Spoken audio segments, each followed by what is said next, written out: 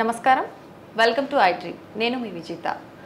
చిన్నపిల్లల్లో ఎక్కువగా జ్వరాలు, జలుబులు, దగ్గులు ఇలాంటివి అయితే చూస్తూ ఉంటాం. కానీ గత కొన్ని రోజులుగా స్కార్లెట్ ఫీవర్ అనేది మనం వింటూ ఉన్నాం. అసలు ఏంటి స్కార్లెట్ ఫీవర్, ఎందుకు వస్తుంది, ఇది రాకుండా ముందుగానే జాగ్రత్తలు తీసుకునే అవకాశం ఉందా, వచ్చిన తర్వాత దీనివల్ల ఫర్దర్గా ట్రీట్మెంట్ తీసుకున్న తర్వాత కూడా కాంప్లికేషన్స్ ఏమైనా వస్తాయా, ఈ విషయాలన్నింటినీ మనకు తెలియజేయడం కోసం ప్రస్తుతం మనతో పాటు ఉన్నారు senior consultant pediatrician doctor Sharmila గారు. ఇప్పుడు మేడంతో మాట్లాడి మరిన్ని విషయాలు తెలుసుకుందాం. నమస్తే మేడం. నమస్తే మేడం, ప్రస్తుతం వింటూ ఉన్నాం స్కార్లెట్ ఫీవర్ అని చెప్పి చాలామందిని భయపెడుతోంది. అసలు ఏంటి మేడం స్కార్లెట్ ఫీవర్, ఎందుకు వస్తుంది ఇది? స్కార్లెట్ ఫీవర్ అనేది కొత్తగా వచ్చిన జబ్బు కాదు. కానీ ఎందుకు ఇంత అటెన్షన్ వస్తుంది అని అంటే అవుట్ బ్రేక్ ఒకేసారి 1000 మందికి వస్తుంది పిల్లలకి. అవును, మీకు నంబర్స్ అంటే మన దగ్గర డేటా అంత క్లియర్ కట్గా నంబర్స్ అట్లాంటి ఇండియాలో లేకపోయినా ఇది ఆల్మోస్ట్ సెప్టెంబర్లోనే outside India, Europe and యూకేలో స్టార్ట్ అయింది, రిపోర్ట్ అయింది. సడన్గా అవుట్ బ్రేక్ ఉంది. వాళ్ళకు కూడా 4 ఇంతలు పెరిగినాయి నెంబర్ ఆఫ్ కేసెస్ ఈ ఇయరే. ఒకేసారి స్కార్లెట్ ఫీవర్ 4 ఇంతలు పెరిగింది. చాలా ఫాస్ట్గా స్ప్రెడ్ అవుతుంది. మామూలుగా స్కార్లెట్ ఫీవర్ అంటే ఏంటి అని అంటే simple bacterial infection. Okay, group A streptococcus అంటాం. Group A beta haemolytic streptococcus, GAS అంటారు దాని షార్ట్ ఫామ్. ఓకే, సో ఆ స్ట్రెప్టోకాకల్ సోర్ థ్రోట్ అంటే థ్రోట్లో ఇన్వేడ్ చేసి జ్వరం వచ్చి, థ్రోట్ పెయిన్ వచ్చి, ఒంటి మీద ఉన్న ర్యాష్ శాండ్ పేపర్ లాగా ఉంటుంది. ఓకే, మామూలుగా అర్థం కావాలంటే ఆ శాండ్ పేపర్ లాంటి ర్యాష్ వచ్చిన రఫ్గా గుగ్గురుగా ఉంటుంది. అండ్ చాలా కొంతమందికి బాగా విపరీతమైన దురద కూడా వస్తుంది. ఆ ర్యాష్ని చూసి స్కార్లెట్ ఫీవర్ అనే వర్డ్ వచ్చింది. స్కార్లెట్ ఫీవర్ వర్డ్ ఇచ్చింది ఆ ర్యాష్ని చూసి, ఆ ర్యాష్ డిస్క్రిప్షన్ అనమాట. ఓకే, ఈ స్కార్లెట్ ఫీవర్ ఒట్టి థ్రోట్ ఇన్ఫెక్షన్ వచ్చి ఈ స్ట్రెప్టోకాకల్ సోర్ థ్రోట్ వచ్చే రావాలని లేదు. డైరెక్ట్గా మనకి ఎక్కడైనా దెబ్బ తగిలింది, ఓకే, బర్న్స్ అయినాయి, దాని మీద ఈ ఆర్గానిజం ఇన్వేట్ చేసిన స్కార్లెట్ ఫీవర్ రావచ్చు. కామనెస్ట్గా వచ్చేది ఫీవర్, థ్రోట్ పెయిన్, దీని తర్వాత స్కిన్ మేనిఫెస్టేషన్స్తో వస్తుంది. అది స్కార్లెట్ ఫీవర్.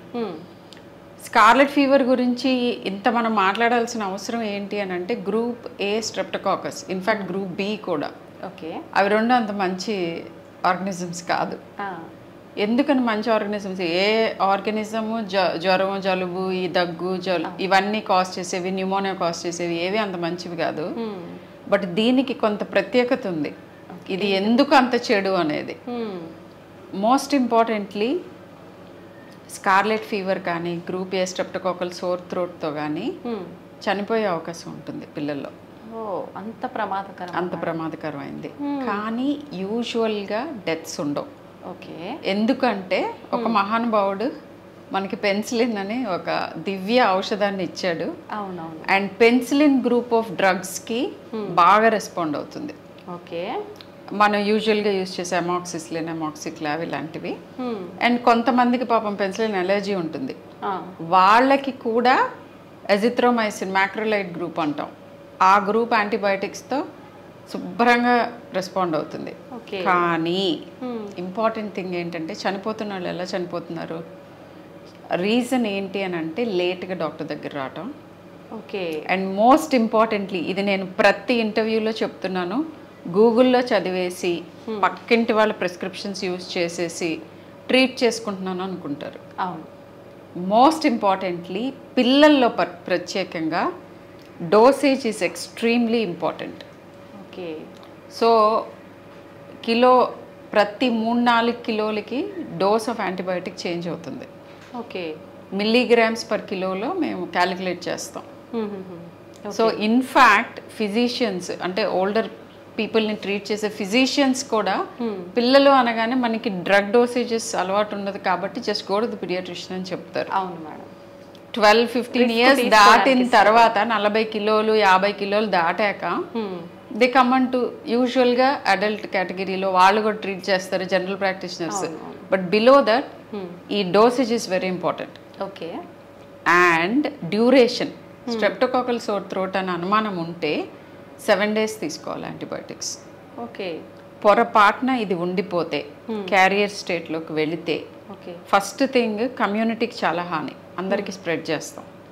నార్మల్గా కూడా స్కార్లెట్ ఫీవర్ అవుట్ బ్రేక్స్కి రావటానికి కారణం ఏంటంటే గుమిగిగుడి ఉన్న చోటుల్లో ఒకళ్ళకి వస్తే చాలా అందరికీ వస్తుంది.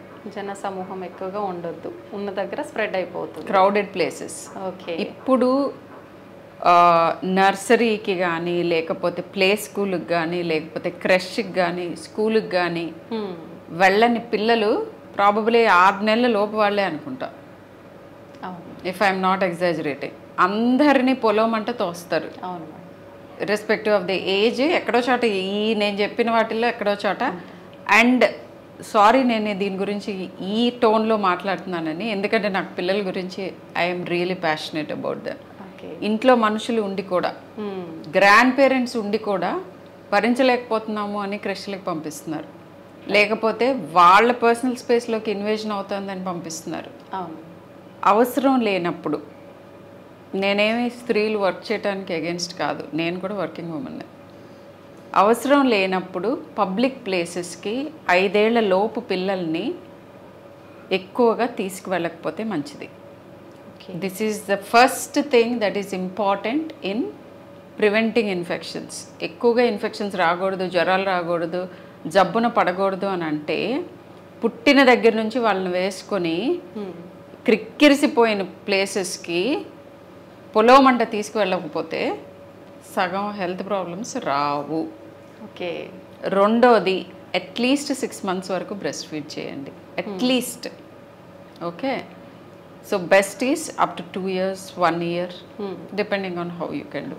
అట్లీస్ట్ 3 months పర్ఫెక్ట్గా till you have leave breast feed చేయండి. విషయానికి వస్తే చాలా మంది అంటే డైరెక్ట్ ఇవ్వడం కన్నా బాటిల్స్లో అదే లైక్ పంప్ చేసి ఇస్తున్నారు. When your going to work we don't mind, but లేకపోతే direct breast feeding is good. అంటే పర్లేదా మేడం అట్లా అయినా? అంటే యూజువల్గా వర్క్ వెళ్తున్న విమెన్ వి ప్రెజ్యూమ్ వాళ్ళు చదువుకున్న వాళ్ళు, వాళ్ళకి వేరే వనరులు ఉన్నాయి కాబట్టి స్టెరిలైజేషన్ ఇవన్నీ సరిగ్గా చేస్తున్నారు అని. But the best thing always is direct breast feeding.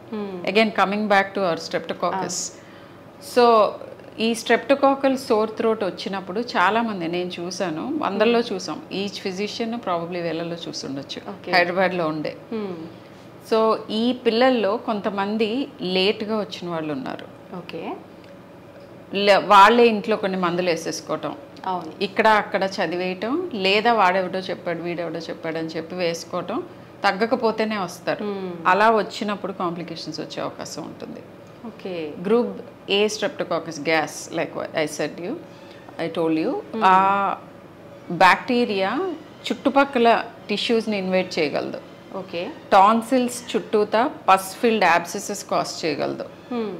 ఇక్కడ నుంచి ఎక్కడన్నా చిన్న దారి కనిపిస్తే బ్రెయిన్ ఇన్వైట్ చేయగలదు. స్కిన్లో ఇన్వైట్ చేసిందే బ్లడ్లోకి స్ప్రెడ్ అవ్వచ్చు, సెప్సిస్. సో ఇవన్నీ కాంప్లికేషన్స్. ఓకే. స్టిల్ భయపెట్టడానికి చెప్పట్లేదు, 10లో 9.5 మందికి complications Rao. That is the good news. అవును మేడం. కానీ సొంతగా వైద్యం చేయొద్దు. రెండు రకాలుగా హాని జరుగుతుంది. ఒకటి ఏంటంటే అవసరం లేనప్పుడు యాంటీబయాటిక్ వేసుకుంటున్నారు చాలామంది. ఇవాళ రేపు డెఫినెట్గా సూపర్ బగ్స్ ఆల్రెడీ వచ్చినాయి, ఇంకా వస్తాయి కూడా. అండ్ దేవుడు దయదలిచి ఇప్పటి వరకు మన స్ట్రెప్టోకాకల్ గ్రూప్ ఏ స్ట్రెప్టోకాకస్ మనకి యూజువల్గా వాడే పెన్సిలిన్ సింపుల్ యాంటీబయాటిక్స్కి పనిచేస్తుంది. బట్ ఇలానే హాఫ్ హార్టెడ్గా తెలిసి తెలియకుండా వైద్యాలు చేసుకుంటే రేపో మాపో దీంట్లో రెసిస్టెంట్ స్ట్రెయిన్స్ రావచ్చు. ఇప్పటివరకు రెసిస్టెన్స్ లేదు, డ్రగ్ రెసిస్టెన్స్ లేదు. ఒకేసారి ఎందుకు అవుట్ బ్రేక్ వచ్చింది అని చదివారు. ఏమన్నా స్ట్రెయిన్ మారిందా, లేకపోతే మామూలుగా వాడే మందులకి ఇది పనిచేయట్లేదా అని. రీజన్స్ అవి కావు. రీజన్స్ ఏంటి అని అంటే, అగైన్ కోవిడ్లో మనందరం కొంచెం దూరంగా ఉండటం. సో జనరల్ ఇమ్యూనిటీ ఏదైతే మనకి ఈ ఆర్గానిజంకి ఉంటుందో అది కాస్త తగ్గిపోవటం, అండ్ ఇమ్మీడియట్గా మళ్ళీ రీగ్రూప్ అయ్యి గుంపులుగా ఒకేసారి కలిసాం కాబట్టి ఇట్లాంటివన్నీ జరుగుతూనే ఉంటాయి. దీని ముందు మమ్స్ కూడా ఉంది, దీంతో పాటు ఇంకా మమ్స్ అవుట్ బ్రేక్ కూడా ఉంది. దానికి అగైన్ రీజన్స్ ఇంకొక ఇంకొకటి కూడా ఎక్స్ట్రా ఉంది ఏమిటంటే గవర్నమెంట్ హాస్పిటల్స్లో ఇచ్చే vaccines great vaccines, perfect vaccines, but మమ్స్ని కవర్ చేయట్లేదు. ఎంఆర్ వ్యాక్సిన్స్ అవి, ఎంఎంఆర్ కాదు. Okay. Measles, mumps, rubella is MMR and measles, rubella is MR. So యాక్చువల్గా మేము అపీల్ చేసాము, వేరియస్ ప్లాట్ఫామ్స్ మీద చెప్పాము గవర్నమెంట్కి that MMR should come back అని. ఓకే. అండ్ మమ్స్కి స్ట్రెప్టోకాకస్కి కూడా ఒక చిన్న మెలిక ఉంది ఏంటంటే మమ్స్ వచ్చి తగ్గిన పిల్లలు ఆర్ చికెన్ పాక్స్ వచ్చి తగ్గిన పిల్లలకి ఇమ్యూనిటీ కొద్దిగా లోవర్ అవుతుంది. ఓకే. ఆ లోవర్ అయిన టైంలో స్ట్రెప్టోకాకస్ ఇన్వైట్ చేస్తే ఒకేసారి ఉధృతంగా వస్తుంది. ఓకే. సో ఇది కూడా ఒక రీజన్ అవ్వచ్చు. మమ్స్ స్కార్లెట్ ఫీవర్ ఆల్మోస్ట్ దగ్గరగా వచ్చినాయి అవుట్ బ్రేక్స్. మమ్స్ తగ్గుతూ ఉన్న టైంలో స్కార్లెట్ ఫీవర్ వచ్చింది. ఇప్పటికి కూడా కొన్ని మమ్స్ కేసులు అడపదడప చూస్తున్నాం. బట్ స్ట్రెప్టోకాకల్ సోర్ థ్రోట్ మామూలుగా కూడా స్కూల్కి తిరిగి వెళ్ళే టైము చల్లగా ఉండి వింటర్లో దగ్గరగా ఉండి క్రౌడెడ్గా అయ్యే టైంలో అవుట్ బ్రేక్స్ వస్తాయి. ఓకే. బట్ ఈసారి ఆ ప్యాటర్న్ కొంచెం చేంజ్ అయింది, లేటర్ వచ్చింది. ఓకే. ఓకే. సో అదొకటి. అండ్ ఇంకా ఇప్పుడు వేడిగా ఉంది. అవును మేడం. బట్ నిన్న మొన్న కూడా చూసాను నేను స్కార్లెట్ ఫీవర్. సో యూజువల్గా ఇట్లా హాట్గా ఉన్న టైంలో ఎక్కువ చూడం, బట్ ఇంకా చూస్తూనే ఉన్నాం. సో స్లైట్గా ప్యాటర్న్ చేంజ్ అవుతున్నాయి. ఇప్పుడు ఈ ప్యాటర్న్ చేంజెస్, ఇది ఏ ఆర్గనిజం అని తెలుసుకోవటం, ఎంత మోతాదులో మందు తీసుకోవాలి, ఎలాంటి పిల్లలు కాంప్లికేట్ అయ్యే అవకాశం ఉంది వాళ్ళ ముఖం చూస్తే తెలుస్తుంది. Sometimes the very sick looking. Okay. నెక్లో లింఫ్ నోడ్స్ ఉంటాయి. అండ్ ఇంకొక ప్రాబ్లం ఉంది, అచ్చు స్కార్లెట్ ఫీవర్ లాగానే కనిపించే వేరే జబ్బులు ఉన్నాయి. వాటికి కంప్లీట్గా ఆపోజిట్ ఉంటుంది ట్రీట్మెంట్. ఆపోజిట్ అంటే ఇక్కడ మనకి ఇమ్యూనిటీ తగ్గి స్ట్రెప్టోకాకల్ ఇన్వేజన్ జరిగింది కాబట్టి యాంటీబయాటిక్స్తో ఎదుర్కొంటున్నాం. ఆ వేరే జబ్బులు ఏదైతే కవసాకి ఇలాంటివి ఉన్నాయో అవి ఆటో ఇమ్యూన్ జబ్బులు. అంటే ఏదో ఒక ఆర్గనిజంకి ఆటో ఇమ్యూన్ అటాక్ అనమాట. దాంట్లో మనం ఇమ్యూనిటీ లోవర్ చేయాల్సి ఉంటుంది, ఇమ్యూనో మాడ్యులేషన్ చేయాలి, స్టెరాయిడ్స్ ఇవ్వాల్సి ఉంటుంది. మీరు స్కార్లెట్ ఫీవరే కదా అని ఇంట్లో కాలయాపన చేసి మీ సొంతగా యాంటీబయాటిక్స్ వేసుకుంటే ఈ లోపు కవసాకి ప్రాణం మీదకి తీసుకొస్తుంది. ఎట్లా మేడం? అంటే రెండు సిమిలర్గా ఉంటాయి అన్నారు కదా? రెండు వెరీ సిమిలర్గా ఉంటాయి. అవి బయట నార్మల్ లే పీపుల్కి తెలుసుకునే అవకాశం లేదు. ఓకే. వాటికి కొన్ని ల్యాబ్ పారామీటర్స్ ఉంటాయి, కొన్ని లక్షణాలు ఉంటాయి, ఏ రోజు ఏదొచ్చింది అనే దాన్ని బట్టి ఉంటుంది. ఇట్లా అనేక ఉంటాయి. అంటే మనం అవేర్నెస్ కోసం కళ్ళు ఎర్రబడటం, లేదంటే లింఫ్ నోడ్స్ పెద్దగా ఉండటం, ఈఎస్ఆర్ ఎక్కువ ఉండటం, ఇట్లాంటివి కొన్ని ఉన్నాయి. వాటి లక్షణాలు వేరు. అండ్ ఇంకొకటి కూడా ఉంది, ఏంటి madam? Streptococcus itself auto immune అటాక్లోకి వెళ్ళొచ్చు. ఓకే. ఇన్ఫెక్షన్ మూలాన వచ్చే సప్యూరేటివ్ కాంప్లికేషన్స్ అంటాం. అంటే పస్ మూలాన స్కిన్లో పస్ రావచ్చు, బ్రెయిన్లోకి ఇన్వైట్ చేయొచ్చు, గొంతులో పస్ రావచ్చు. తర్వాత ఇది బ్లడ్ స్ట్రీమ్లోకి వెళ్ళిపోయి ఫుల్ ఫ్లారిడ్ అవ్వచ్చు. టాక్సిక్ షాక్ సిండ్రోమ్ అని ఉంటుంది, సడన్గా బ్లడ్ ప్రెషర్స్ పడిపోయి సీరియస్గా అవ్వచ్చు. ఇవన్నీ ఒక ఎత్తు అయితే అమ్మయ్య తగ్గిందా ఏంటి అని అనుకునే లోపు దాని ఆటో ఇమ్యూన్ అటాక్తో వచ్చే ప్రాబ్లమ్స్ ఉంటాయి. కిడ్నీని అటాక్ చేయొచ్చు. ఒకప్పుడు చాలా ఫేమస్ రుమాటిక్ ఫీవర్ అనేవాళ్ళం, హార్ట్ని అటాక్ చేస్తుంది. ఈ స్ట్రెప్టోకాకల్ సోర్ థ్రోట్ తర్వాత దాన్ని సరిగ్గా ట్రీట్ చేయకపోతే వచ్చే కాంప్లికేషనే రుమాటిక్ ఫీవర్. ఇప్పుడు ఆల్మోస్ట్ రుమాటిక్ ఫీవర్ కేసెస్ మా స్టూడెంట్స్ చూపిద్దామంటే కనిపించవు. ఎందుకంటే we have good antibiotics, we are doing it well అన్నీ. బట్ ఈసారి మళ్ళీ ఇలా సెల్ఫ్ మెడికేషన్ మూలాన ఆటో ఇమ్యూన్ అటాక్స్ కొన్ని చూస్తున్నాం. ఏమవుతుందంటే మాలిక్యులర్ మిమిక్రీ అంటాం. స్ట్రెప్టోకాకస్ ఇన్వైట్ చేస్తుంది, మన బాడీ ట్రై చేస్తుంది ఫైట్ చేయడానికి. అండ్ ఆ స్ట్రెప్టోకాకల్ ఆర్గనిజంలో ఉన్న ఒక పర్టికులర్ ప్రోటీన్ గుర్తుపెట్టుకుంటుంది బాడీ. ఇవి కాసినో కూసినో ఉండిపోతాయి బాడీలో. తర్వాత మళ్ళీ ఆ మెమరీ తోటి అవి కనిపించినప్పుడు కొంచెం గ్యాప్ ఉంటుంది, బాడీ మళ్ళీ రికగ్నైజ్ చేసి వాటిని పట్టుకుని ఎలిమినేట్ చేయడానికి. ఆ టైంలో సివియర్ ఆటో ఇమ్యూన్ రియాక్షన్ వస్తుంది, అన్నిటిని చంపటం. అంటే ఆ పర్టికులర్ ప్రోటీన్ కనిపించగానే అటాక్ మౌంట్ చేస్తుంది. అండ్ మనకున్న ప్రాబ్లం ఏంటంటే ఆ ప్రోటీన్ మన జాయింట్లో ఉన్న ప్రోటీన్, మన హార్ట్లో ఉన్న ప్రోటీన్, మన కిడ్నీలో ఉన్న ప్రోటీన్, అండ్ కొన్నిసార్లు ఇంకా వేరే సమ్టైమ్స్ బ్రెయిన్. ఓకే. ఈ ప్రోటీన్కి వాటికి సిమిలారిటీ ఉంటుంది, కానీ బాడీకి తెలిసింది ఏంటి, ఆ ప్రోటీన్ కనిపించగానే కమాన్ అటాక్. సో మన బాడీని అటాక్ చేయడం స్టార్ట్ చేస్తుంది. సో హార్ట్ ఎఫెక్ట్ అవ్వచ్చు, కిడ్నీస్ ఎఫెక్ట్ అవ్వచ్చు, బ్రెయిన్ ఎఫెక్ట్ అవ్వచ్చు. బ్రెయిన్కి ఒక రేర్ నేమ్ కూడా ఉంటుంది, ప్యాండాస్ అని. సో అది ఎప్పటికీ మనని బాధ పెట్టే ఒక క్రానిక్ ప్రాబ్లంలోకి కూడా వెళ్ళచ్చు బ్రెయిన్. సో ఇలా చాలా ఉంటాయి. ఇప్పుడు మెడిసిన్ అంతా కూర్చోబెట్టి 15 ఏళ్లలో చదివింది మీకు 5 నిమిషాల్లో చెప్పటం కుదరదు. అండ్ చెప్పినా మీకు ఏ కాంటెక్స్లో ఏది యూజ్ చేసుకోవాలో తెలియదు. కాబట్టి ఏదన్నా ప్రాబ్లం ఉంటే, కోవిడ్ వచ్చి ఒక మంచి పని చేసింది, ఆన్లైన్ కన్సల్ట్స్ ఎక్కువైనాయి. Okay. So online just talk to them. Child face చూడగానే నేను the other day I was telling one of the patients online, ఈ చైల్డ్ సిక్ ఫేస్ ఉంది, మీరు కంపల్సరీ ఫిజికల్గా రావాలి. ఓకే. 10లో ఒకరికి నేను ఇలా చెప్తూ ఉంటాను.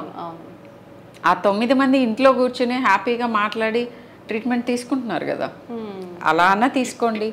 ఫిజికల్గా వస్తే ఆల్వేస్ బెటర్, వచ్చి చూపించుకోండి. ఈ రెండిట్లో ఏదో ఒకటి. సో ఇది ఇంపార్టెంట్, దీని గురించి అవగాహన రావాలని ఇవన్నీ చెప్పాను. Okay. So స్ట్రెప్టోకాకల్ sore throat treatment simple, antibiotics. Okay. Complications వస్తున్నాయా లేవో చెక్ చేసుకోవటం. ఆఫ్టర్ ట్రీట్మెంట్ కూడా కాంప్లికేషన్స్ వచ్చే అవకాశం ఉంటుంది? వెరీ రేర్, ఆల్మోస్ట్ నన్. ఓకే. కరెక్ట్ టైంలో కరెక్ట్ మోతాదులో యాంటీబయోటిక్స్ తీసుకున్న వాళ్ళల్లో నేను ఇప్పటివరకు కాంప్లికేషన్స్ చూడలే. ఓకే. యాంటీబయాటిక్స్ అంటే 7 days ఖచ్చితంగా తీసుకోవాలన్నారు కదా మేడం. జనరల్గా మనం ఇండ్లలో వింటూ ఉంటాం యాంటీబయాటిక్స్ ఎక్కువగా బాడీకి ఇవ్వద్దు అని చెప్పి. పర్లేదంటారా? ఆ ఎఫెక్ట్ మళ్ళీ ఉండదు? కొన్ని యాంటీబయాటిక్స్ లైక్ ఎజిథ్రోమైసిన్ 3 రోజులు సరిపోతాయి. ఓకే. వాటి ఇండికేషన్స్ ఉంటాయి. Most of the antibiotic usage 5 days సరిపోతాయి. ఓకే. స్ట్రెప్టోకాకల్ సోర్ థ్రోట్లోనే 7 days అని చెప్తాం. ఎలిమినేట్ కూడా చేయాలి వాటిని కంప్లీట్గా. మోస్ట్ ఇంపార్టెంట్లీ జ్వరం తగ్గగానే, గొంతు నొప్పి తగ్గగానే యాంటీబయాటిక్స్ మానేస్తారు. నేను ఎంత రాసి చెప్పిన, ఎంత నొక్కి వక్కానించినా 10లో అట్లీస్ట్ ఒక 2-3 people చెప్పిన తర్వాత కూడా మానేస్తారు. దాని మూలన మీ చైల్డ్కి హాని, కమ్యూనిటీకి ఇంకా లార్జర్ హాని. మళ్ళీ కమ్యూనిటీలో బ్యాడ్ ఆర్గనిజమ్స్ వస్తే అందరం ఎఫెక్ట్ అవుతాం. కోవిడ్ ఏంటి ఇచ్చేసింది, ఎట్టి పరిస్థితుల్లో మనం ఐసోలేటెడ్గా మన గురించి మనం ఆలోచించుకుని బ్రతకే అవకాశం లేదు. పక్కవాడు బాగుంటేనే మనం బాగుంటాం, అంతే, మొత్తం గ్లోబల్గా. అవును madam. So you have to take care of your self, for your own self. మన గురించే మనం సరిగ్గా తీసుకోవాలి వైద్యం. పక్క వాళ్ళు ఎఫెక్ట్ అయితే కూడా మనం ఎఫెక్ట్ అవుతాం. అండ్ అవుట్ బ్రేక్స్ ఇట్లా గుమిగూడి ఉన్న చోట్ల ఉంటాయి కాబట్టి స్కూల్స్ ఇమ్మీడియట్గా they issued a notice, scarlet fever అనే అనుమానం రాగానే పిల్లల్ని పంపించొద్దు అని. That's a good thing that schools did. And చాలా మంది దే హ్యాడ్ కొన్ని స్కూళ్ళల్లో ఉంది మేడం ఇప్పటికి. కొంచెం పిల్లలకి బాగోలేదంటే వెంటనే పేరెంట్స్ పంపించారు ఇట్లాంటి పర్టికులర్ ఎపిడమిక్స్ వచ్చినప్పుడు. And one more bad thing about స్ట్రెప్టోకాకల్ sore throat is vaccine లేదు. న్యూమోకాకల్ న్యూమోనియాస్ కూడా చూసాం లాస్ట్ మంత్ చాలా మంది. దానికి వ్యాక్సిన్ ఉంది, వ్యాక్సిన్లో కవర్ కాని స్ట్రెయిన్తో వచ్చినాయి కొన్ని. కొంతమంది వ్యాక్సిన్ తీసుకోక వచ్చినాయి న్యూమోనియా వ్యాక్సిన్స్. సే 15 years ago అందరూ న్యూమోకాకల్ వ్యాక్సిన్ కంపల్సరీ తీసుకోండి అని మేము చెప్పేవాళ్ళం కాదు. ఆల్మోస్ట్ 10 years దగ్గర నుంచి చెప్తున్నాము. కోవిడ్ తర్వాత ఇన్సిస్ట్ చేస్తున్నాం, ఎట్టి పరిస్థితుల్లో తీసుకోవాల్సిందే. కోవిడ్ ముందు కూడా చెప్పాను నేను, ఎఫర్ట్ చేయగలిగిన వాళ్ళందరూ డెఫినెట్గా తీసుకోవాలి అని. యాక్చువల్లీ గవర్నమెంట్ కూడా ఇస్తుంది న్యూమోకాకల్ వ్యాక్సిన్స్, ఫ్లూ వ్యాక్సిన్స్ ఇలాంటివి కంపల్సరీ ఇయర్లీ తీసుకోండి. మీరు చేసే ఎన్నో రకాల ఖర్చుల్లో ఇది చాలా తక్కువ. వచ్చిన తర్వాత మనం ఖర్చు పెట్టేదానికన్నా కొన్నిసార్లు ఖర్చు పెట్టినా ఉపయోగం ఉండదు. Right madam. సో అదొకటి. అండ్ స్కార్లెట్ ఫీవర్ ఎక్కువగా ఏ వయసు వాళ్ళల్లో చూస్తుంటాం మేడం ఎక్కువగా? రైట్. సో యూజువల్గా 12 ఏళ్ళ లోపు వాళ్ళకే వస్తుంది స్కార్లెట్ ఫీవర్. 12 ఏళ్ళు దాటేటప్పటికి మనకి ఆల్మోస్ట్ ఇమ్యూనిటీ వస్తుంది. ఎప్పుడో ఒకసారి మనం ఎక్స్పోజ్ అయి ఉంటాం, ఇమ్యూన్ ఉంటాం. అండ్ స్కార్లెట్ ఫీవర్ కూడా వేరియింగ్ రేంజెస్లో, కొంతమందికి మైల్డ్గా వస్తుంది, కొంతమందికి బాగా ఎక్కువగా వస్తుంది. పెద్దవాళ్ళు ఆల్మోస్ట్ అది ఎప్పుడు సీరియస్ ప్రాబ్లమ్స్ కాజ్ చేయదు. ఓకే. బట్ ఇప్పుడు కొద్దిగా చూస్తున్నాం. యాక్చువల్గా సర్ప్రైజింగ్ థింగ్ ఈజ్ ఆల్మోస్ట్ పిల్లల్లో 12 ఏళ్ల లోపు పిల్లల్లో ప్రతి 10 మందిలో 3 స్ట్రెప్టోకాకల్ సోర్ థ్రోట్ ఏదో ఒక పాయింట్లో వస్తుంది, వచ్చే తీరుతుంది. అండ్ పెద్దవాళ్ళల్లో 10 మందిలో 1 to 2, 1.5 అనుకోవచ్చు, వాళ్ళకు కూడా స్ట్రెప్టోకాకల్ సోర్ థ్రోట్ వచ్చే అవకాశం ఉంది. మనకు వచ్చే వేరియస్ సోర్ థ్రోట్స్లో యాక్చువల్గా కోవిడ్ ఫ్యామిలీ వైరసెస్ ఒక 30% కోల్డ్స్ అన్ని వాటి మూలనే. అలానే సోర్ థ్రోట్స్ అన్ని స్ట్రెప్టోకాకల్ సోర్ థ్రోట్ ఒక 10 మంది సోర్ థ్రోట్స్ వస్తే, అంటే గొంతు నొప్పి అండ్ ఇన్ఫ్లేమ్డ్గా టాన్సిల్స్ పెరగటం ఇట్లాంటి వాటిల్లో 10 మందికి వస్తే 3కి స్ట్రెప్టోకాకస్ రీజన్. సో 12 ఏళ్ళ లోపు వాళ్ళలో ఎక్కువగా వస్తుంది. అండ్ ఎప్పుడు బయటికి వెళ్ళిన వాళ్ళకి కూడా వస్తుంది ఏంటని అడిగారు మొన్న పేషెంట్. ఎందుకంటే బయటికి వెళ్ళి వచ్చే వాళ్ళు తీసుకొస్తారు ముక్కులో గొంతులో. అందుకే ఇది వరకు ఇంటికి రాగానే ఫస్ట్ బయట నీళ్లు పెట్టి కాళ్ళు కడుక్కోండి, నోరు పుక్కిలించండి, ఇవన్నీ ఎందుకు? బయట నుంచి వచ్చే వాళ్ళు దే విల్ క్యారీ ఇన్ఫెక్షన్స్ అని చెప్పి చేస్తారు అలాంటి ప్రాక్టీసెస్. చేతులు కడుక్కోవాలి అండ్ బాలింత ఉంటే అసలు ఐసోలేట్ చేయటం 15 days అంటూ అని ఇలాంటి ఇవన్నీ కూడా they are anti infection practices. చేతులు కడుక్కోవటం కంపల్సరీ. దీన్ని ప్రివెంట్ ఎలా చేయాలని కూడా అడిగారు మీరు. సో మిగతా వాటిలాగానే ఒకటి ఏంటంటే చేతులు కడుక్కోవటం, సిగ్గా ఉన్న వాళ్ళ దగ్గరికి వెళ్ళకపోవటం, వాళ్ళు వెళ్ళి పిల్లల్ని విజిట్ చేయకపోవటం, and masking anyway will help. ఇది క్రిములు ఎయిర్లో స్ప్రెడ్ అవుతాయి. వాళ్ళు మాట్లాడుతున్నప్పుడు వాళ్ళు ఉమ్మి మన మీద పడటం కానీ, లేదా డ్రాప్లెట్ ఇన్ఫెక్షన్ అంటాం, లేదా పిల్లలు యూజువల్లీ అన్ని చోట్ల వేళ్ళు పెట్టేసుకుంటూ ఉంటారు, కళ్ళు రుద్దుకుంటారు, ముక్కులో పెడతారు, నోట్లో పెట్టుకుంటారు, వేళ్ళు చిక్కుతూ ఉంటారు, కింద పడ్డే నోట్లో పెట్టుకుంటారు. వీటన్నిటితోటి వచ్చిన పిల్లలకి వేరే వాళ్ళకి కూడా స్ప్రెడ్ అవుతుంది. అందరూ కూర్చుని ఒక చోట ఆడుకుంటూ ఉంటారు. ఇన్ఫ్యాక్ట్ చాలామంది పేషెంట్స్ నిన్న మొన్న మా నైబరీ పాపకి వచ్చిందండి, మళ్ళీ వచ్చింది, అలా కూడా నాకు హిస్టరీ ఇచ్చారు. సో యూజువల్గా ఇలానే man to man contagious, highly contagious. ఒక చైల్డ్కి వస్తే ఇంట్లో ఇంకో చైల్డ్కి కూడా వచ్చే అవకాశం ఉంటుంది. జనరల్గా చూస్తుంటాం మేడం, ఇది నిజంగానే. ఒకరికి వచ్చింది ఫీవర్ అంటే ఆటోమేటిక్గా ఇంకొకరికి ఖచ్చితంగా వస్తుంది. సో ప్రెగ్నెంట్ విమెన్కి, వెరీ యంగ్ చిల్డ్రన్కి ఇది సీరియస్ కాంప్లికేషన్స్ కాజ్ చేసే అవకాశం ఉంటుంది. ప్రెగ్నెంట్ వాళ్ళంటే మామూలుగానే వాళ్ళు అంటే హెల్దీగా ఉండడం కోసం ఫుడ్, దాంతోపాటు మెడిసిన్ కూడా తీసుకుంటుంటారు కదా మేడం, వాళ్ళకి ఎందుకు అటాక్ అవుతుంది?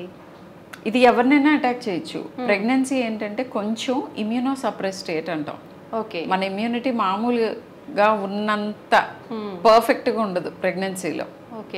అండ్ ఇప్పుడు దేనికైనా కానీ ఇమ్యూనిటీ జాగ్రత్తగా మంచిగా ఉండాలంటే ఏం చేయాలి అంటే పోషకాహారం అండ్ కొంత సమ్ అమౌంట్ ఆఫ్ శారీరక వ్యాయామం, విపరీతంగా ఓవర్గా చేయటం కాదు, particularly pregnant women. And most important thing ఇమ్యూనిటీకి స్లీప్. ఎప్పుడైతే నిద్ర ఎఫెక్ట్ అవుతుందో ఇమ్మీడియట్గా 24 hours ఫస్ట్ టైం మనకి నిద్ర ఎఫెక్ట్ అవగానే 6 hours or 8 hours తర్వాతే టెస్టులు చేశారు చాలామంది మీద, ఇమ్యూనిటీ లోవర్ అయ్యి ఉంటుంది మనకి ఆ టైంలో. So sleep is very very important. అందుకే అంటారమ్మా, పెద్దవాళ్ళు చెప్తుంటారు కదా, నిద్రలోనే సగం రోగాలన్నీ పోతుంటాయి అని. అండ్ రాకుండా కూడా ఉంటాయి. సో స్లీప్ ఈజీగా అందరూ పడుకోలేరు.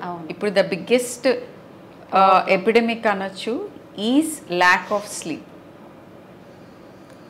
కంటి నిండా 8 to 10 hours హ్యాపీగా నిద్రపోతున్న వాళ్ళని ప్రాబబ్లీ 10 మందిలో 2-3 ఉంటారు. No exaggeration.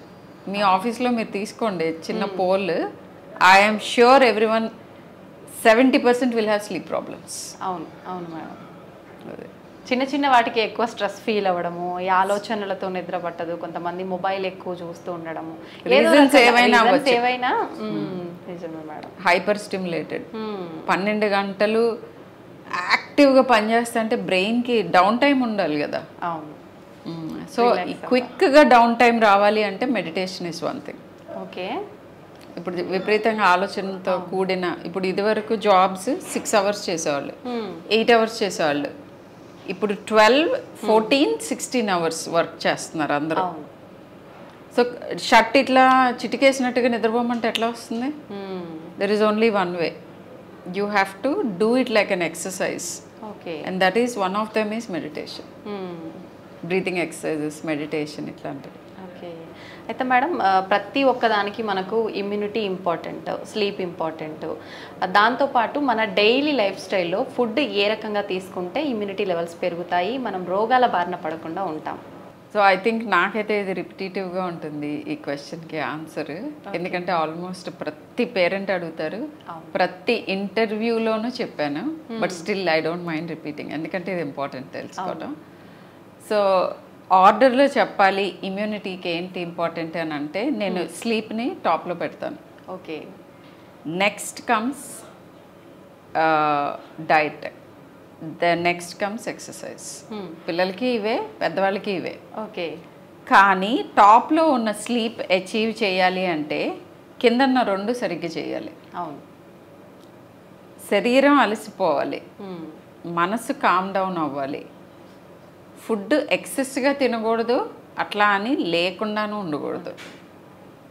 ఇవన్నీ ఎందుకన్నానో చెప్తాను, I will elaborate. First thing, food ఎక్సెస్గా తినటం. ఇది నేను ఎంత ఎక్కువ చూస్తానంటే పిల్లల్లో చెప్పలేను. I'm sure as a child నాకు కూడా అలానే పెట్టుంటారు. అండ్ మన సెన్స్ ఆఫ్ హెల్దీ చైల్డ్ అనేది స్క్యూడ్. ఓకే. మనమే కాదు, మేబీ వెస్టర్న్ కూడా నాకు తెలీదు. బట్ డెఫినెట్గా ఇండియన్స్లో హెల్దీగా ఉన్నాడు చైల్డ్ అని అంటే డెఫినెట్గా ఓవర్ వెయిట్ కానీ ఒబీస్ కానీ ఉంటారు వాళ్ళు. అట్లా ఉంటేనే వీళ్ళు హెల్దీ ఉన్నారా? అలా ఉండే వరకు చైల్డ్ ఎన్ని రకాలుగా రెసిస్ట్ చేసినా వద్దు మొర్రో అని తల కొట్టుకున్న రైట్ ఫ్రమ్ చైల్డ్హుడ్. ఇవాళే చెప్తాను ఇంకొకటి ఇన్సిడెంట్. కూరుతూనే ఉంటారు, వారు కక్కాలి అంతే. కక్కే పిల్లలే దక్కుతారు అని ఒకటి ఉంది. అది న్యూ బార్న్స్కి కరెక్ట్. ఓకే. ఎందుకంటే పాలు ఎక్కువ తాగి వాళ్ళు కొంచెం బర్ప్ చేయరు, లేకపోతే బర్ప్ చేయకో, వాట్ ఎవర్ వాళ్ళకి స్పింక్టర్స్ ఇంకా ఫుల్గా ఫామ్ అవ్వు, కొంచెం రీఫ్లక్స్ ఉండి కక్కితే పిల్లలు దక్కుతారు అనేది ఆ కాంటెక్స్లో అన్నారు. ఓకే. కానీ వాళ్ళు తింటం మొదలు పెట్టిన తర్వాత కూడా కక్కే వరకు పెడతారు. కక్కిన తర్వాత అమ్మయ్య now you're fine, the child won't be fine.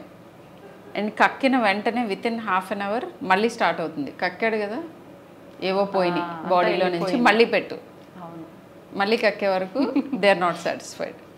Sorry నేను కొంచెం సర్కాస్టిక్గా చెప్తున్నాను, బట్ ఇట్లా ఎఫెక్టివ్గా చెప్తేనే. ఇవాళ కూడా ఒక 1.5 year oldని చూశాను. ఓకే. వ్యాక్సిన్స్కి తీసుకొచ్చారు. లోపలికి రాగానే పేరెంట్స్ ఆఫీస్కి వెళ్తే గ్రాండ్ పేరెంట్స్ తీసుకొచ్చారు. Okay. So first thing they came in, okay వ్యాక్సిన్స్కి వచ్చాను డాక్టర్ అని అన్నారు. అండ్ పాప అస్సలు తినట్లేదు అన్నారు. నేను రాసుకుంటూ ఉన్నాను, చూశాను. I know what it is, but anyway వాళ్ళకి యూజువల్గా నేను అందరికీ నంబర్స్లో చూపిస్తాను. ఓకే. ఆ పాప వెయిట్ చూస్తే తను ఉండాల్సిన పర్సెంటైల్ కంటే 10 kilos ఉండాల్సిన పిల్ల 13.5 ఉంది. ఓకే. మ్యాక్సిమం ఉండాల్సింది 10. తను పుట్టిన వెయిట్కి కానీ, తన హైట్కి కానీ, స్టేచర్కి కానీ. ఓకే. నేను చెప్పాను ఇంతకంటే 1 gram ఎక్కువ ఉన్నా కానీ ఒబీస్ అని అనాలి, ఆల్రెడీ షీఈ్ ఓవర్ వెయిట్ అని చెప్పాను. పిల్లలు రెసిస్ట్ చేస్తారు, చిన్న పిల్లలు కూడా ఆకలి లేదని తప్పించుకోవటం ఇవి చేస్తారు. ఎందుకంటే మన బాడీ లోపల నుంచి కాన్స్టెంట్గా మనకి చెప్తూ ఉంటుంది this is enough for me అని. We just have to listen. Of course పిల్లలు దే కాంట్ ఎక్స్ప్రెస్. అండ్ కొంచెం పెద్దయిన దగ్గర నుంచి బీయింగ్ సెల్ఫ్ అవేర్, నాకు ఇది సరిపోతుంది. ఆ టైంకి యూజువల్గా వాళ్ళకి అలవాటు డిఫరెంట్గా చేసేస్తారు. స్టమక్ కెపాసిటీ పెరుగుతుంది over a period of time over eat చేస్తే. అండ్ ఆ కెపాసిటీ ఫిల్ అయితే కానీ మళ్ళీ సాటిస్ఫాక్షన్ రాదు. మనకి సెటిటీ సెంటర్ అని ఉంటుంది బ్రెయిన్లో. సో ఇలా ఒక కాంప్లికేటెడ్ దాంట్లోకి తీసుకువెళ్తారు. చిన్నప్పుడు ఓవర్ ఫీడ్ చేసిన చిల్డ్రన్ ఇంకెప్పటికీ అట్లా కొంచెం ఒబీస్గా ఉంటారు. అండ్ కొంచెం వాళ్ళకి అవగాహన వచ్చిన తర్వాత మళ్ళీ అది లూజ్ అవటం కూడా ఒక పెద్ద ప్రయత్నం అవుతుంది. సో చిన్నప్పటి నుంచి మీరు డాక్టర్తో డిస్కస్ చేయండి అనుమానం ఉంటే ఎంత ఇవ్వటం కరెక్ట్ అని. అది నెంబర్ 1. సో ఓవర్ ఈటింగ్ చేయకూడదు స్లీప్ బాగోవాలంటే. ఓవర్ ఈటింగ్ చేయటం వలన ఇమ్యూనిటీ ఏ రకంగానూ బెటర్గా ఉండదు. Quality of the food important. సింపుల్గా చెప్పాలంటే ఇమ్యూనోగ్లోబులిన్స్, మన ఇమ్యూనిటీ అంతా ప్రోటీన్స్ యాంటీ ఆక్సిడెంట్స్, విటమిన్స్ వీటి మీద డిపెండ్ అయి ఉంటుంది. ఓకే. సో ఇండియన్ ఫుడ్లో ప్రోటీన్ ఎప్పుడు తక్కువ తింటూ ఉంటారు. ప్రోటీన్ని ఎక్కువ చేస్తే షుగర్ క్రేవింగ్ కూడా తగ్గి అనవసరంగా ఓవర్ ఈట్ చేయకుండా ఉంటారు పిల్లలు కానీ పెద్దవాళ్ళు కానీ. ఓకే. సో ఇనఫ్ ప్రోటీన్ తీసుకుంటున్నారా లేదా డైటీషియన్తో కానీ మీ పీడియాట్రిషియన్తో కానీ చెక్ చేసుకోండి. Compulsory vegetables and fruits include చెయ్యాలి. వెజిటబుల్స్ కొంతమందికి ఇష్టం లేని పిల్లలు చాలామంది ఉంటారు, including my own children once upon a time. So వాళ్ళకి రా వెజిటబుల్స్ ఇష్టపడే వాళ్ళు ఉంటారు కొంతమంది, వాళ్ళకి మనం కూరలు పెడితే తినరు. సో సాలడ్స్ ఎక్కువ ఇవ్వచ్చు. Okay. So try doing that. నాకు కూడా ఇది కొన్నాళ్ళ తర్వాత తెలిసింది, కూరే తినాలి అని చెప్పి ఇట్లా చాలా పర్టికులర్గా వాళ్ళ మీద పడి ఇచ్చేసేదాన్ని.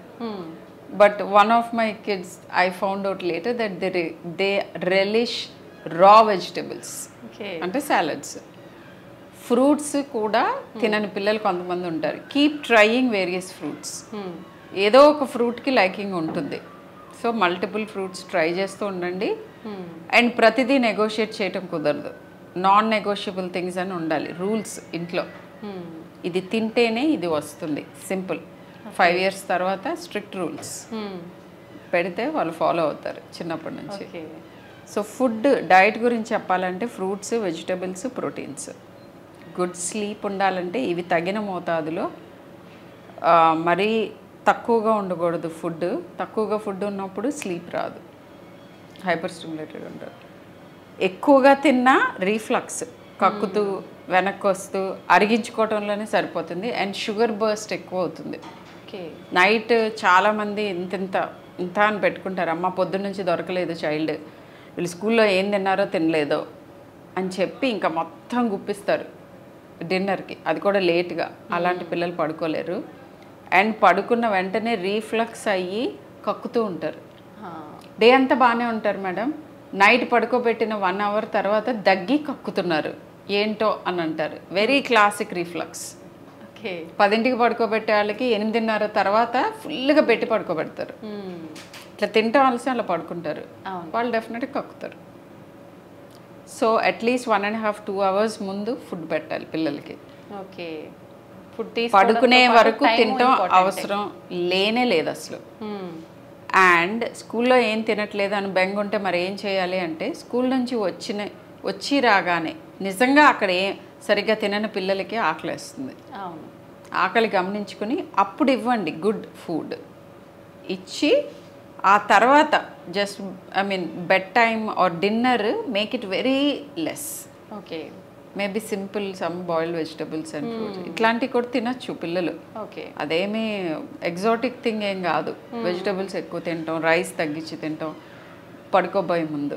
ఓకే. సింపుల్గా ఇవ్వండి డిన్నర్. స్కూల్ నుంచి రాగానే మీరు పెట్టదాం అనుకున్నది మీ ప్రేమంతా దాంట్లో పెట్టేసేయండి. ఓకే. సో ఫుడ్ ఎంత తింటున్నాం అనేది ఇంపార్టెంట్, ఏమి తింటున్నాం అనేది ఇంపార్టెంట్. ఇది కరెక్ట్గా తీసుకుని స్కూల్ నుంచి వచ్చి రాగానే ఫుడ్ పెడతారు, ఒక అరగంట టీవీ చూడనిస్తారు, ఇక మొదలవుతాయి క్లాసులు, ట్యూషన్స్. మొత్తం ఎవరైనా ఆడుకుందాం అనుకున్న పిల్లలకి ఎవరు కనిపించరు, ఎందుకంటే ప్రతి ఒక్కళ్ళు ఇదే పని. అలా కాకుండా వాళ్ళ మైండ్ బాడీ హ్యాపీగా ఉండాలి, బాడీ అలసిపోవాలి నిద్ర రావాలంటే. ఓకే. మనం ఎవరూ ఇప్పుడు పొలాల్లో పని చేయట్లేదు కాబట్టి అలసిపోవాలంటే బయట ఆడుకోవాలి పిల్లలు. పెద్దవాళ్ళేమో వాక్ చేయటమో జిమ్ చేయటమో ఏదో ఒకటి చేయాలి. ఇది 7 లోపు అవ్వాలి. ఆ 7 తర్వాత వచ్చి కూర్చోపెట్టి 1 గంట 1.5 ట్యూషన్స్ అని పెట్టుకోండి. చెప్పలేని తల్లిదండ్రులు లేదా అప్పుడు చెప్పుకోండి. అంత మరీ 5 నుంచి 9 వరకు చదవాల్సింది UKG LKG. In fact I don't think 8th 9th 10th వెళ్ళే వరకు అంత అవసరం లేదు. సో అలా చేయకుండా వాళ్ళని శారీరకంగా అలసిపోయేటట్టుగా ఆడుకోనివ్వండి వాళ్ళ ఏజ్ గ్రూప్తో. ఆడుకున్నప్పుడు లైఫ్ స్కిల్స్ అన్నీ వస్తాయి. సేమ్ ఏజ్ గ్రూప్తో ఎలా ఇంటరాక్ట్ అవ్వాలి, ఏదైనా సమస్య వస్తే సాల్వ్ ఎలా చేసుకోవాలి, ఫ్రెండ్స్ని ఎలా చేసుకోవాలి, ఎవరికన్నా గొడవలు అయితే సార్ట్ అవుట్ ఎలా చేయాలి, ఇవే రేపు ఉద్యోగంలో కూడా పనికొచ్చేది. Team work. ఇవేమీ లేకుండా సడన్గా వాళ్ళని మెషిన్స్ లాగా పెంచుతుంటే ఎలా వాళ్ళు కోపపోతారు? మెంటల్ హెల్త్ ప్రాబ్లమ్స్ ఎందుకు రావు రేపు? అవును. సో ఇది ఇంపార్టెంట్. ఆడుకోవటం, ఫుడ్ సరిపడా మాత్రమే తినటం, టైంకి నిద్రపోవటం. ఓకే. నిద్రపోవట్లేదండి 11-12 వరకు అంటారు. మీరు అసలు వచ్చిన దగ్గర నుంచి నైట్ పడుకునే వరకు వాడు సోఫాలో నుంచి లేవడు. ఏదో రాసుకుంటూ ఉంటాడు, లేదా మొబైల్ గేమ్స్ ఆడుకుంటూ ఉంటాడు, ఇట్లాంటివి. అండ్ ఏమి వ్యాయామం ఏమీ లేకుండా విపరీతంగా గొంతు వరకు ఫుడ్ పెట్టేసేయటం. వీళ్ళు ఎలా పడుకుంటారు 12 వరకు? స్పెండ్ చేయాలిగా అవన్నీ. సో అది ప్రాబ్లం. ఓకే. సో ఇలా ఒకదానికొకటి ఇంటర్ కనెక్టెడ్. ఇవన్నీ కనుక చేసుకుంటే ఇమ్యూనిటీ కొద్దిగా బాగానే ఉంటుంది. ఇవన్నీ చేసినా కూడా స్టిల్ మన చేతుల్లో లేనిది ఒకటి ఉంది. అదేంటంటే ఓవర్ క్రౌడింగ్. అపార్ట్మెంట్స్లో నేను కూడా ఇంక్లూడెడ్, అందరము ఒక ఎకరంలో ఒక విలేజ్ ఉంటే, ఆర్ మేబీ ఒక 200 ఫ్యామిలీస్ ఉండేయా ఇదివరకు. ఎకరం కాదు, ఇంకా ఎక్కువ, మేబీ 5 ఎకరాలు 10 ఎకరాలు, I do not know all those. So ఒక విలేజ్ ఉన్న స్పేస్లో ఒక 200 గడపలు, 200 ఫ్యామిలీస్ ఉండే స్పేస్లో ఇప్పుడు 10 విలేజెస్ కంటే ఎక్కువ ఉంటున్నారు వర్టికల్గా, హారిజాంటల్గా కాకుండా. ఇలా ఓవర్ క్రౌడింగ్ డెఫినెట్గా ఇది పాలసీ మేకర్స్, నేను ఇంకో పేరెంట్ కూర్చుని ఏం చేయలేం. డెఫినెట్గా ప్రాబబ్లీ ఓట్ చేసేటప్పుడు అడగచ్చేమో, అంతకుమించి ఏం చేయలేం. ఎన్వైరన్మెంట్ చేంజ్ అయింది, క్లైమేట్ చేంజెస్ వస్తున్నాయి, వాటితో పాటు ఆర్గానిజమ్స్ అవి బ్రతకటానికి వాటి ప్రయత్నాలు అవి చేస్తున్నాయి. సో మన ప్రయత్నం కూడా మనం చేయాలి. వాటిలో ఒక ప్రయత్నం ఏంటంటే మిగతా అన్ని ప్రాణులను కూడా బ్రతకనివ్వటం. వాటి హోమ్స్లో వాటిని బ్రతకనిస్తే మన మీద ఇన్వైట్ చేయవు. నిజమే. ఎప్పుడైతే మనం ట్రీస్, వాటర్ బాడీస్, సాయిల్ వీటన్నిటిని మనం ఇన్వైట్ చేసి ఇష్టారాజ్యం చేస్తే వాటిల్లో నుంచే వస్తాయి మన ప్రాబ్లమ్స్. ఓకే. సో ఎర్త్ దానికి సెల్ఫ్ కరెక్షన్ చేసుకుందామని చూస్తుంది. So environment.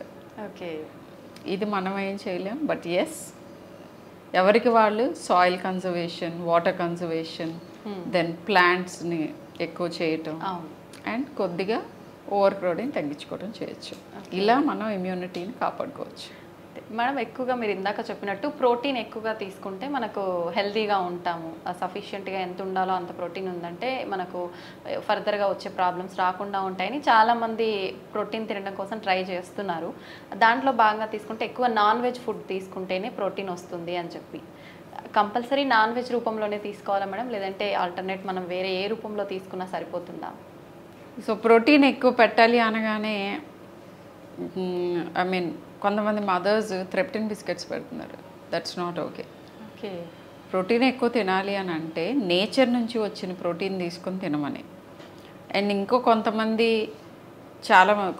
వెజిటేరియన్స్ వచ్చి, మేడం మేము చికెన్ తినము, మేము ఎగ్ తినము, మరి ప్రోటీన్ ఎలాగా అంటారు. ప్రోటీన్ ఒట్టి నాన్ వెజిటేరియన్ తినే వాళ్ళ సొత్తే కాదు, అందరికీ ఉంటుంది ప్రోటీన్. ఇన్ఫ్యాక్ట్ వెజిటేరియన్ ప్రోటీన్లో ఫ్యాట్ తక్కువ ఉంటుంది. That way it's good. But quality of non vegetarian, unless vegetarians protein తినాలి, ఇంత తినాలి, రకరకాల వాటిని వాడి క్వాలిటీ ఆఫ్ ప్రోటీన్ని పెంచుకోవటం. అంటే ఒకటే పప్పు తింటాం కాదు, మినపప్పు, శనగపప్పు, పెసరపప్పు, అండ్ కందిపప్పు, చోలే, కాబూలీ చెన్న. అండ్ చాలామందికి తెలియని విషయం ఏంటంటే రాజ్మాలో ఉన్న ప్రోటీన్ చికెన్లో ఉన్న ప్రోటీన్ కంటే సుపీరియర్. ఓకే. సోయాబీన్స్లో ఉన్న ప్రోటీన్ ఎక్స్ట్రీమ్లీ గుడ్. సో గింజలు, ఇట్లాంటి గింజలు అంటాం, ఈ గింజలు అన్నిట్లోనూ ప్రోటీన్ చాలా ఉంటుంది. ఓకే. సో ఇవి తిని కూడా బాడీస్ బిల్డ్ చేసిన వాళ్ళు కూడా ఉన్నారు, బాడీ బిల్డర్స్ కూడా ఉన్నారు. సో ఎవరు బాధపడక్కర్లా. ప్రోటీన్ బోత్ వెజిటేరియన్స్కి, నాన్ వెజిటేరియన్స్కి. ఇన్ఫ్యాక్ట్ నాన్ వెజిటేరియన్స్కి నేను ఏం చెప్తానంటే అది మెజర్డ్ క్వాంటిటీలో ఇవ్వండి చికెన్ పీసెస్. ఓకే. ఓకే, ఏకి బిగిన కిలో తినేయటం కాదు, ఇన్ని pieces depending on the body weight. Okay. And fish and chicken or better than other non vegetarian foods. Mutton is not advisable. Okay. Fat ఎక్కువ ఉంటుంది. వన్స్ ఇన్ వైల్ తినచ్చు ఏదైనా, కానీ Greek philosopher చెప్పినట్టు అతిగా ఏది చేసినా అది పాయిజనే. ఓకే. సో ఇలా ఎగ్ వైట్స్ మోర్ దాన్ 1 కూడా తినచ్చు పిల్లలు per day. Egg yellow daily once తినచ్చు. ఎగ్ ఎల్లోలు కంప్లీట్గా పాడేయకండి, ఎందుకంటే ఎగ్ ఎల్లోలో బయోటిన్ అని ఉంటుంది, అది వేరే దాంట్లో ఉండదు. ఓకే. సో అది మన హెయిర్కి ఇంపార్టెంట్. ఇప్పుడు బ్యూటీకి ఏది ఇంపార్టెంట్ అనేది చెప్తేనే చిన్నపిల్లలు కూడా తింటున్నారు. మొన్న నేను ఒక చిన్న పాపని చూశాను, like she was coming and asking skin బాగుంటానికి హెయిర్ నాది ఊడిపోతుంది, నేనేం చేయను అని అడుగుతాను. సో అందుకని చెప్తున్నాను బయోటిన్ గురించి. ఓకే. సో ఇలా ప్రోటీన్ వీటన్నిటిలోనూ ఉంటుంది. వెజిటేరియన్ సోర్సెస్ ఆఫ్ ప్రోటీన్ కూడా ఉన్నాయి. ఇవన్నీ మీరు గమనించుకొని, అండ్ ప్రోటీన్ రోజుకు ఒకసారి తింటే సరిపోతుంది, ఎక్కువ తింటే గ్యాస్ ఫామ్ అవుతుంది అని చాలామంది అనుకుంటారు. It's not true. గ్యాస్ ఎందుకు ఫామ్ అవుతుందంటే మీరు ఫైబర్ సరిపడా తినట్లా. ఫైబర్ వెజిటేబుల్స్లో, ఫ్రూట్స్లో ఉంటుంది, పీచు పదార్థం. అండ్ హోల్ గ్రెయిన్స్ అంటాం, అంటే మైదా అలాంటివి తినకూడదు. హోల్ వీట్, తర్వాత ఉప్మా, బ్రౌన్ రైస్, ఎక్కువ పాలిష్ పట్టని రైస్, వీటిల్లో కూడా ఫైబర్ ఉంటుంది. సో ఇలా ఇవి అవి కలుపుకొని తినమనే పప్పన్నం అంటారు. సో ఇలా చేసేటప్పుడు ప్రాబ్లం ఏమి ఉండదు, గ్యాస్ కూడా ఫామ్ అవ్వదు. రోజుకి 3 పూట్ల ప్రోటీన్ తినాలి పిల్లలు, breakfast, lunch and dinner. So that's. మీరు ఇందాక చెప్పినట్టు కందులు, పెసలు ఇవన్నీ మనం నార్మల్గా బాయిల్ చేసి కొంతమంది పెడుతుంటారు, నానబెట్టి అట్లా. ఎట్లా అయితే బెటర్ అంటారు మేడం? అందాల్సిన పోషకాలు ఏ రకంగా అయితే బాగా అందుతాయి? ఏ రకంగా తిన్నా అందుతాయి. ఓకే. ఏ రకంగా తిన్నా అందుతాయి. కొంతమంది స్ప్రౌట్స్ అని వాటిని మొలకలు ఎత్తిచ్చి తింటారు, దాంట్లో ఫైబర్ కూడా ఉంటుంది, బాగా ప్రోటీన్ కూడా ఉంటుంది. ఓకే. సో బట్ ప్యాలటబిలిటీ అని ఉంటుంది ఒకటి. ఇప్పుడు నాకు ఇది ఇలా తింటే బెస్ట్ అని అన్నాం అనుకో, చిల్డ్రన్ యాక్సెప్ట్ చేయకపోవచ్చు. ఏదో రకంగా వాళ్ళ బాడీలోకి వెళ్ళేటట్టు చూడాలి, ప్యాలటబుల్ ఉండాలి.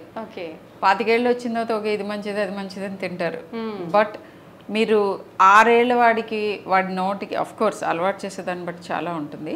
బట్ కొన్నిసార్లు అసలు తినకపోవటం కంటే కుక్ చేసుకుని తినాలి. అండ్ రాగా ఉన్న ఫుడ్లో కొన్ని ప్రాబ్లమ్స్ ఉంటాయి.